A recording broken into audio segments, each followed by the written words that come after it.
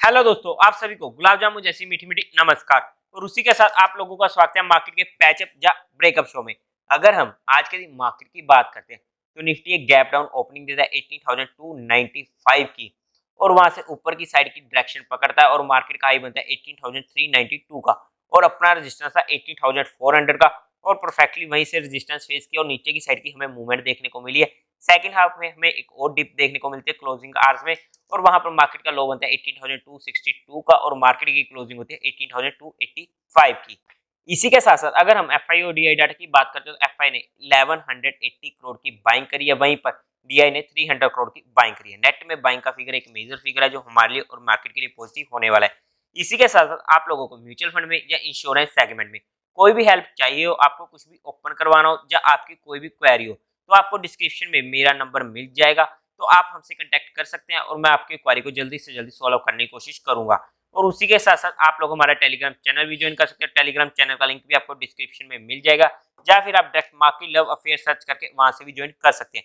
इसी के साथ साथ हम स्टॉक स्टडी करते हैं, सीधा चलते हैं स्क्रीन पर और वहीं पर ही निफ्टी को भी एनालिसिस करेंगे और साथ ही साथ ऑप्शन चेन डाटा को भी देखेंगे वो क्या हमें इंडिकेट करने की कोशिश कर रही है। तो सीधा चलते हैं स्क्रीन पर।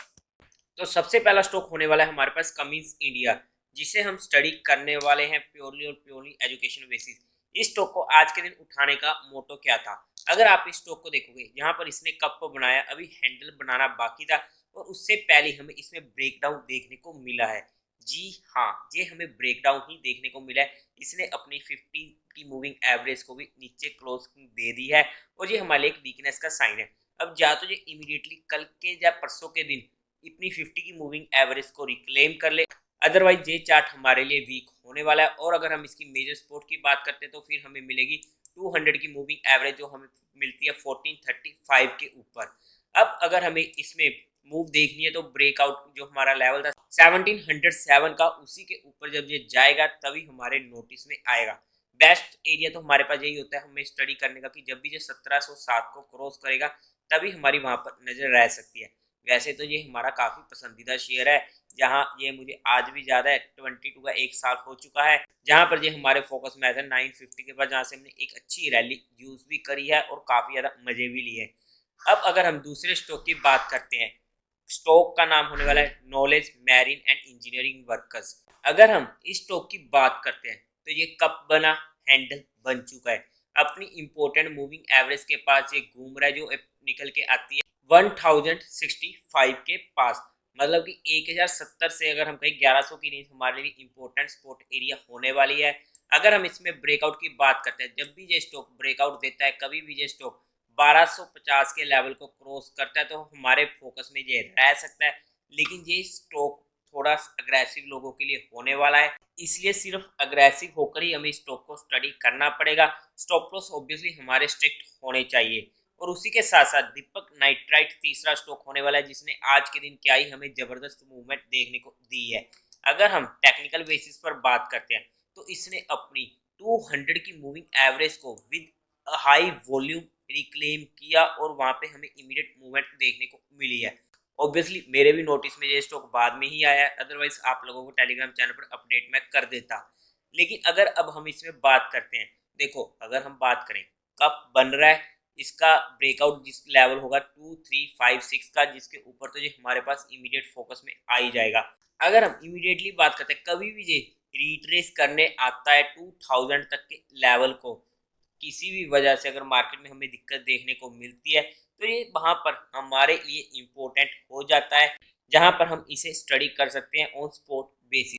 देखो अगर हम स्टडी पर्सपेक्टिव बात करते हैं, हम आप लोगों के साथ दोनों चीजें शेयर करते हैं, एक ब्रेकआउट का लेवल भी और एक सपोर्ट का लेवल भी। अब बीच में हम कुछ नहीं कर सकते, बीच में अगर हम काम करेंगे तो हमें दिक्कत होने वाली है। अगर हमारे दोनों लेवल में से कुछ भी नहीं हो रहा है तो सर वेट एंड वॉच करना ही पड़ेगा।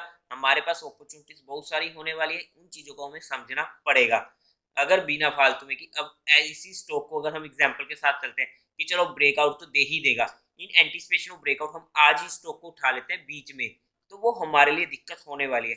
अगर बाय चांस किसी भी कारण से, क्योंकि स्टॉक मार्केट अंत में भगवान होने वाले, इस बात को हमें समझना पड़ेगा। स्टॉक मार्केट जो चाहेगी वही स्टॉक मार्केट में होगा, हम अपने अकॉर्डिंग स्टॉक मार्केट को नहीं चला सकते हैं। और वहां से सीधा नीचे की साइड चला जाता है किसी भी तरीके से, और बाय चांस काफी ज्यादा टूट जाता है तो वहां पर हमारे लिए दिक्कत हो सकती है। और दूसरी चीज, हम स्टॉप लॉस ले लेंगे ना सर, तो क्या दिक्कत है? देखो जहां पर हमारा स्टॉप लॉस का एरिया भी तो काफी बड़ा हो गया ना।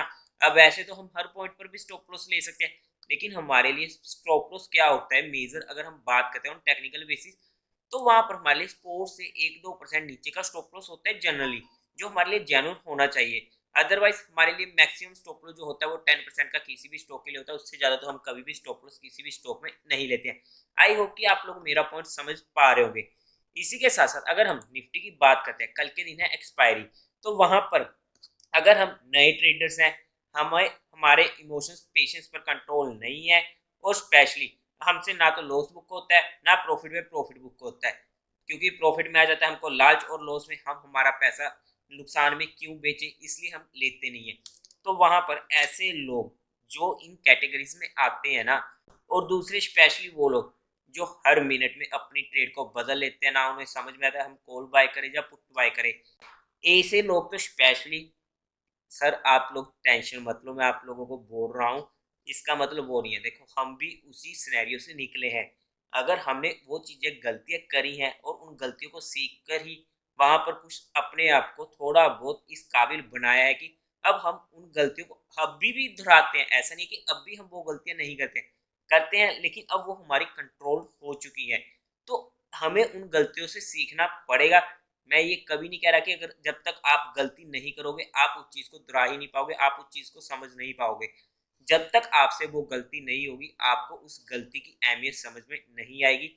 इसलिए मैं यहाँ पर सिंपल सी इसलिए यही कह रहा था कि जो लोग जहाँ पर उनका माइंड ही क्लियर नहीं हो पाता कि हमें कॉल लेनी चाहिए पुट लेनी चाहिए और बार बार अपनी ट्रेड्स को चेंज कर रहे हैं, तो वहां पर वो लोग कल के दिन काम ना करें, क्योंकि वहां पर हमें दिक्कत हो सकती है। मैं ऑप्शन बाइंग की बात कर रहा हूँ, और ऑप्शन सेलिंग तो ऑब्वियसली आ ही जाती है, क्योंकि ऑप्शन सेलिंग में हमारे पास एक रिस्क फैक्टर ज्यादा हो जाता है, बिकॉज अगर हमारे कोडिंग ट्रेड नहीं चलती और एक काफी वायलेंट मूव आ जाती है तो हमें वहां पर काफी ज्यादा लॉस हो जाता है as compare to option buying. तो वहां पर हम इजीली कल के लिए ऑप्शन बाइंग या ऑप्शन सेलिंग को अवॉइड कर सकते हैं।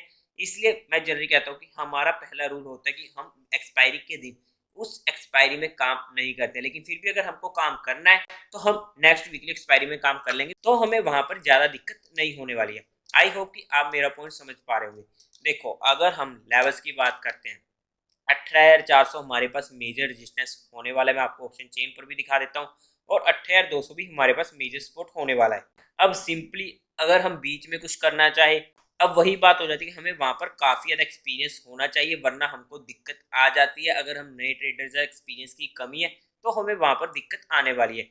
लेकिन अगर हम फिर भी बात करते हैं, जैसे ये लेवल कट होता है आज के दिन का लो या 18,250 का हम शॉर्ट में बोल देते हैं राउंड ऑफ में, तो वहां पर हमें इमीडिएट एक मूवमेंट भी देखने को मिल सकती है नीचे की साइड 50 पॉइंट्स की। और उसी के साथ साथ अगर 18,200 के नीचे मार्केट सस्टेन होना शुरू हुआ तो वहां पर हमें एक अच्छा फॉल भी देखने को मिल सकता है, जो हमें सीधा ले जाएगा 18,100 तक के लेवल्स पर। और हमारे पास 18,050 की जो हमारे पास टेक्निकल बेसिस पर सपोर्ट बनी हुई है वो हमारे पास निकल के आ जाएगी, ये रही वो हमारे पास सपोर्ट।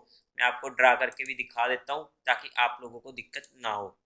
ये लगी हुई है लाइन ऑलरेडी पहले ही 18,044 पे, इसको थोड़ा 18,000 राउंड ऑफ में कर लेते हैं 18,050 पे। और उसी के साथ साथ अगर हम ऑप्शन बाय चेन में जाकर देखते हैं तो 18,300 पर दोनों साइड न्यूट्रल है, कोई ज्यादा हमें दिक्कत देखने को नहीं मिल रही है। और 18,000 उसके ऊपर हमें अच्छी खासी कॉल सेलिंग जहां पर देखने को मिल रही है, तो ऑब्वियसली हमारे ऊपर की साइड की मूवमेंट कम देखने को मिल रही है एज कम्पेयर टू अगर हम अभी के अकॉर्डिंग देखते हैं। 80,400 पर हमें सबसे ज्यादा कॉल सेलिंग देखने को मिल रही है। सिमिलरली अगर पुट साइड पर भी देखते हैं तो 80,200 पर मेजर हमें सपोर्ट देखने को मिल रही है, जहां पर सबसे ज्यादा पुट सेलिंग हो रखी है। और 18,100 तक हमें एक अच्छी कॉल सेलिंग पुट सेलिंग देखने को मिल रही है। उसके बाद 80,000 का लेवल आ जाता है। अगर हम ऑप्शन चेन के बेसिस पर देखते हैं तो हमें कोई क्लियर इंडिकेशन नहीं मिल रही है, जैसे कि हमें पिछली एक्सपायरी के दिन मिले थे, जहां पर हमने क्लियर कट बात करी थी कि ऑप्शन चेन को जब हमने एनालिसिस किया था आप लोगों के साथ, जहां पर हमें ऑप्शन चेन डाटा को देखते हुए साफ साफ दिख रहा है कि मार्केट के गिरने के लिए रेडी है। तो ऐसा कुछ खास हमें ऑप्शन चेन डाटा की तरफ से नहीं देखने को मिल रहा है। तो वहां पर अगर हम कल 10 से 1 बजे तक ऑप्शन सेलिंग भी अगर करना चाहें प्योरली ऑन हमारे पास अगर स्ट्रिक्ट स्टॉप लॉस होना चाहिए। बाय चांस अगर कोई वॉयलेंट मूव आया तो हमें वहां पर दिक्कत हो सकती है, और सेकंड हाफ से पहले उसको एग्जिट करना जरूरी हो जाता है, बिकॉज सेकंड हाफ में अगर बाय चांस मूव आता है तो वहां पर भी ऑब्वियसली हमें दिक्कत होने वाली है। तो वहां पर हम दोनों साइड की कॉल सेल और पुट सेल करके इजीली प्रीमियम ईटिंग कर सकते हैं। और उसी के साथ साथ मेजर थिंग, सबसे एक बड़ी बात, कल के दिन दो स्टॉक्स पर नजर रखिएगा, एचडीएफसी बैंक और उसी के साथ साथ रिलायंस। ये दोनों स्टॉक आपको निफ्टी की मूवमेंट को ट्रैक करने में हेल्प कर सकते हैं, बिकॉज निफ्टी को अगर कल किसी भी साइड जाना हो तो ये दोनों स्टॉक्स पार्टिसिपेट कर सकते हैं। तो वहां पर हमें इन दोनों स्टॉक्स को भी स्टडी करना पड़ेगा। मैं इन्वेस्टिंग या ट्रेडिंग पर्सपेक्टिव नहीं कह रहा हूँ, मैं जस्ट निफ्टी की मूवमेंट के लिए जहां पर आप लोगों को बताने की कोशिश कर रहा हूँ। और उसी के साथ साथ अगर कुछ इंटरेस्टिंग मुझे देखने को मिला कल के दिन डाटा को देखते हुए, कहीं पर कॉल सेलर या पुट सेलर ट्रैप होते हुए देखने को मिले और हीरो जीरो का हमें मौका मिलता हुआ देखने को मिला, तो मैं आप लोगों को टेलीग्राम चैनल पर अपडेट कर दूंगा। तो टेलीग्राम चैनल को फॉलो जरूर कर लीजिएगा। लेकिन आप लोगों के साथ ये जितनी भी चीजें जहाँ पर डिस्कस हुई है वो सिर्फ एजुकेशन, इंफॉर्मेशन और केस स्टडी पर्सपेक्टिव हुई है। ये कोई भी इन्वेस्टमेंट की टिप नहीं है। और उसी के साथ साथ अगर आप लोगों को फिर भी इन्वेस्टमेंट करनी है तो एक बार अपने फाइनेंशियल एडवाइजर से पूछकर ही काम कीजिएगा। तो देवी और सज्जनों, उम्मीद है आप लोगों को ये वीडियो अच्छी लगी होगी, तो इस वीडियो को लाइक कीजिएगा, शेयर कीजिएगा और साथ ही साथ चैनल को सब्सक्राइब करें। Thank you very